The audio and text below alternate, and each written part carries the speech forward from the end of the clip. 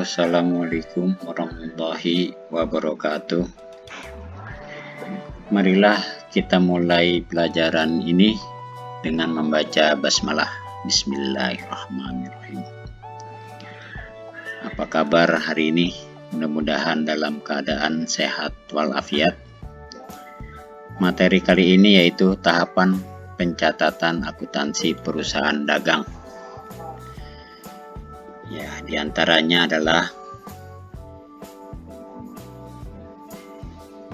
jurnal khusus penjualan. Nah, kita berikan contoh, misalnya contoh bukti transaksi kredit, ya, untuk penjualan secara kredit. Penjualan secara kredit. Contohnya bisa dilihat di sini, PD Makmur, ini nama perusahaannya. Kemudian PT Cahaya, nama pembelinya. Nah, jadi PD Makmur menjual kepada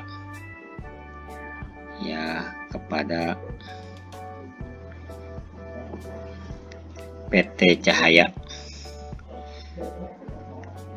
Kita bisa lihat sini bukti transaksi ini semacam nota, ya. Kita lihat fakturnya sama dengan nota-nota yang pernah kita lihat. Misalnya nama barangnya sepatu X, dibeli 200 jumlahnya dan harga 12 juta. Kemudian sepatu merek tipe Y itu 15 juta, jumlahnya 27 juta.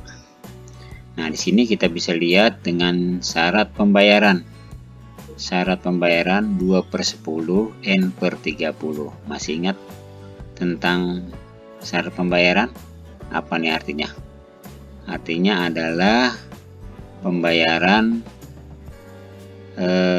maksimal 10 hari atau kurang dari 10 hari itu mendapat potongan 2%. Nah, terus yang N30 berarti jatuh tempo 30 hari kemudian harus sudah dibayar. Nah, ini transaksinya pada tanggal 20 Juli 2020. Ini bukti transaksi.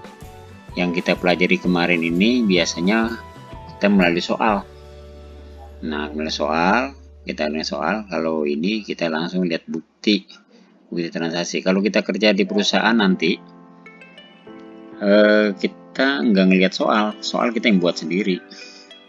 Jadi soalnya ya ini, misalnya dikasih faktur, dikasih kwitansi, nota tunai, dan sebagainya sebagai bukti-bukti transaksi tersebut. Nah, itu. Jadi tidak ada soal. Nah, bagaimana caranya kita mengetahui untuk soalnya? Ya, sekarang kalau kita misalnya menganalisis soal, kita lihat dari sini. Analisis soal misalnya.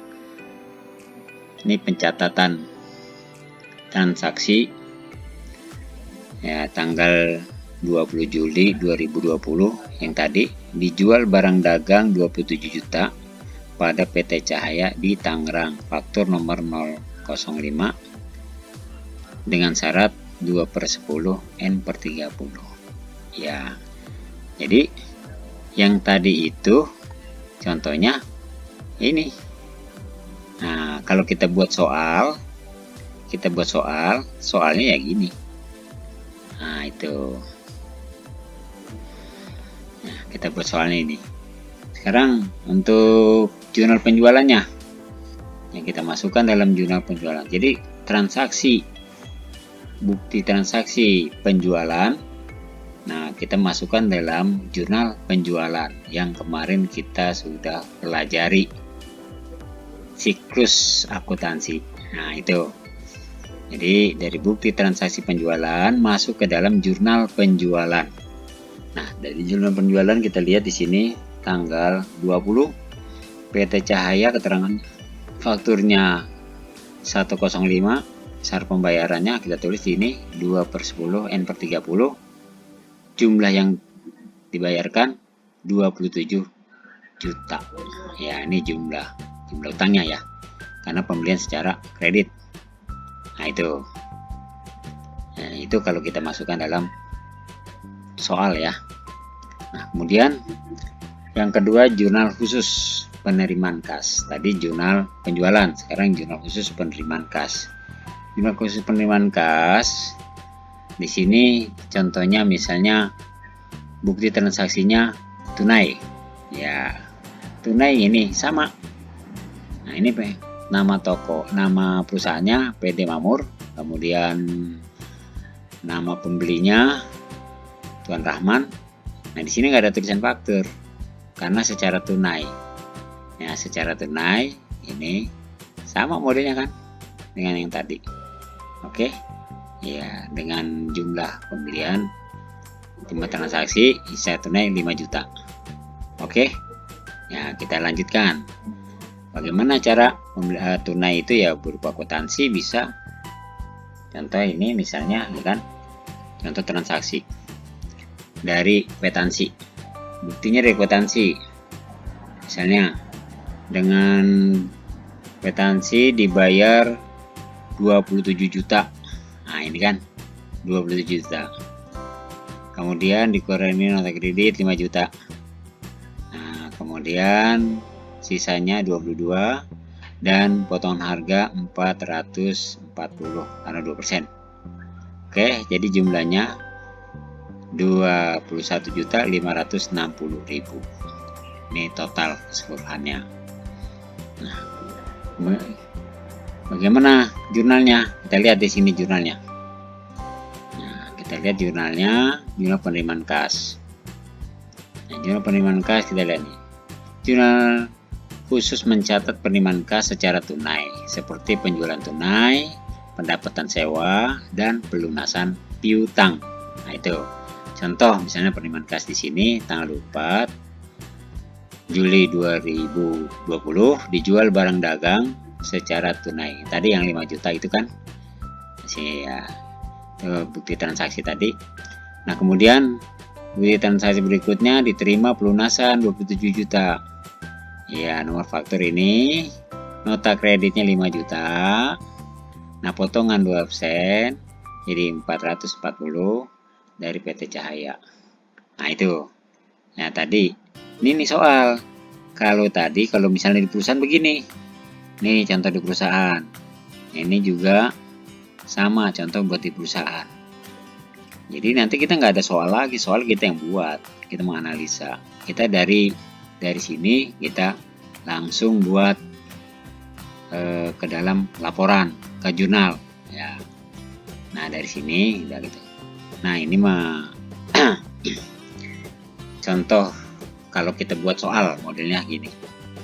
Nah, kemudian bagaimana cara jurnal penerimaan kas? Nah, jurnal penerimaan kas kita masukkan misalnya di sini. Nih, jurnal khusus penerimaan kas. Nah, dari tanggal 24 yaitu dijual barang dagang secara tunai ya. Ini pembelian atau penjualan tunai ya, penjualan tunai. Nah, kemudian masuk ke dalam kas 5 juta ya, dan dapat uang kas. Nah, kemudian masuk lagi ke dalam jurnal dalam penjualan itu sebelah kredit itu.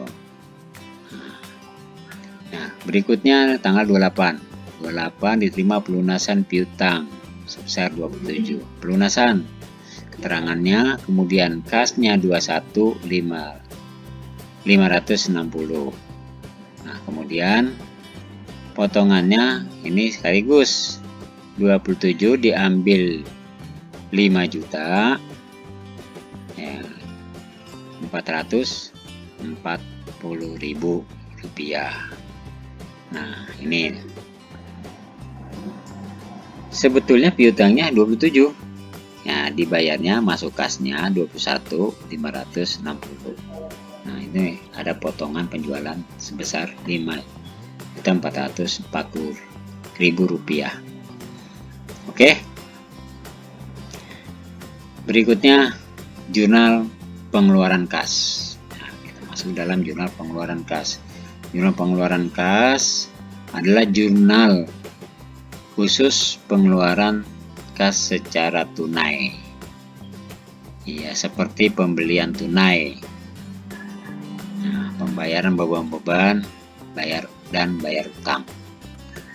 Nah, itu contoh misalnya 7 Juli. Kita lihat bagaimana cara masukannya. Nah, ini Merapi, ini biasa aja, tetap sama. Nah, 2 juta. Kemudian masuk ke dalam utang, ya masuk dalam kas, ya. Dan potongannya 100. Ya, karena 5%. Ya, karena 100, 5%. Nah, dibeli barang dagang, toko Merapi nih. Nah, kemudian dibayar beban listrik, ya, kita masuk. Kenapa ditulisnya bukan di keterangan? Kalau tadi keterangan toko Merapi, kalau sekarang keterangannya di akun beban listrik, ya, karena ini bukan barang dagang, ya, bukan barang dagang. Jadi masuknya ke dalam lain-lain atau serba-serbi, tuh, ya.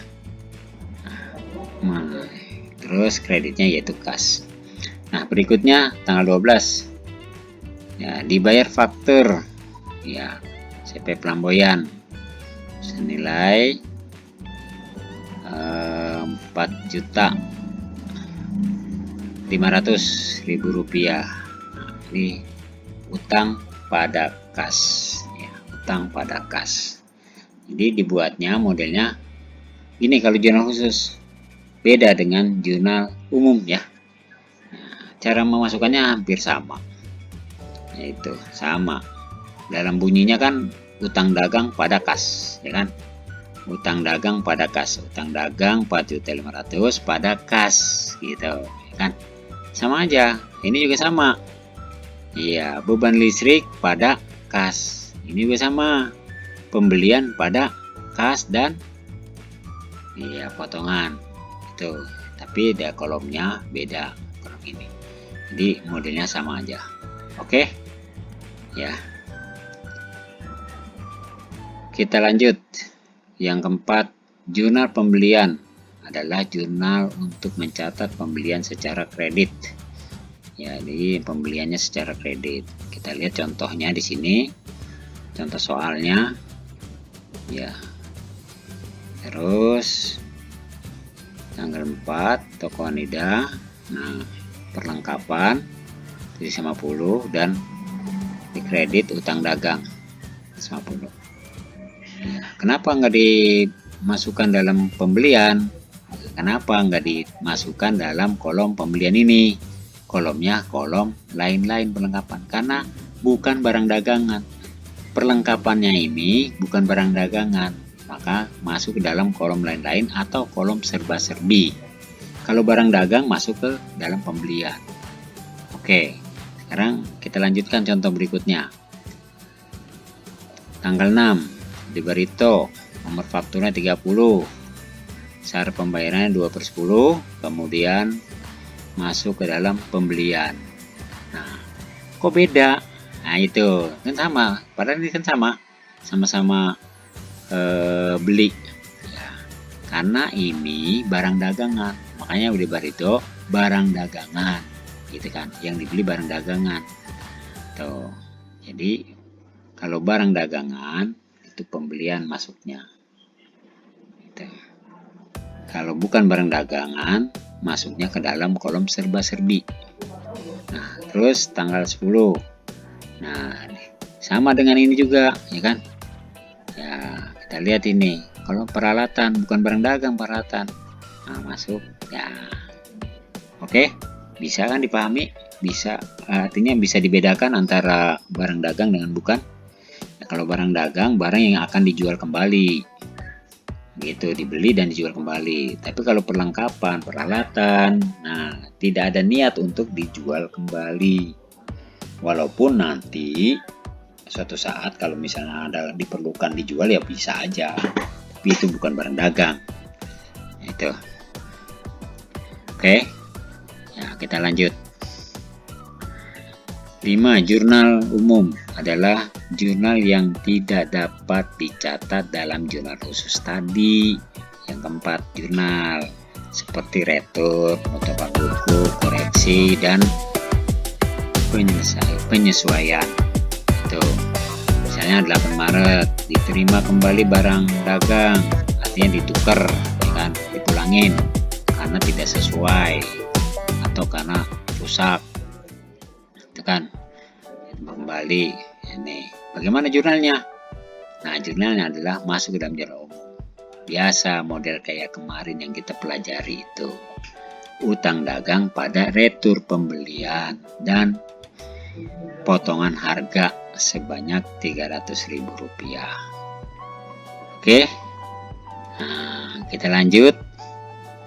Di sini transaksi retur. Nah, transaksi retur penjualan tadi, retur pembelian, sekarang retur penjualan dan potongan harga. Nah, contohnya di sini retur penjualan ya pada piutang dagang, retur penjualan dan pengurangan harga pada piutang dagang. Nah, ini ya beda dengan tadi kan apa, utang dagang pada apa, pada retur pembelian dan potong harga. Nah, sekarang returnya di atas, retur penjualan dan potongan harga pada piutang dagang. Ini sering keliru di sini nih antara pembelian dan penjualan. Ingat kuncinya, beli adalah nomor 1, jual adalah nomor 2, ya kan? Nah, setelah jual nomor 2, begitu dipulangin, returnya di nomor 1 kembali karena mulangin. Tuh, begitu juga dalam pembelian. Pembelian nomor 1. Nah, pembelian itu nomor 1, begitu retur nomor 2 larinya karena dipulangin. Ya, oke. Ya, sampai di situ dulu ya pertemuan hari ini. Kemudian ada tugas itu kerjakan di LKS. Maksud saya soalnya ada di LKS halaman 9 bagian latihan. Nah, itu sebagai latihan kamu, nanti saya nilai. Jangan lupa jangan sampai terlambat lagi. Kalau terlambat nilainya, ingat ya, dikurang. Terserang. Misalnya kalau terlambat ada asumsi bahwa nyontek ke temannya yang sudah atau apa dan sebagainya, dia terlambat. Itu. Oke? Ya. Sampai di situ dulu. Sekian. Assalamualaikum warahmatullahi wabarakatuh.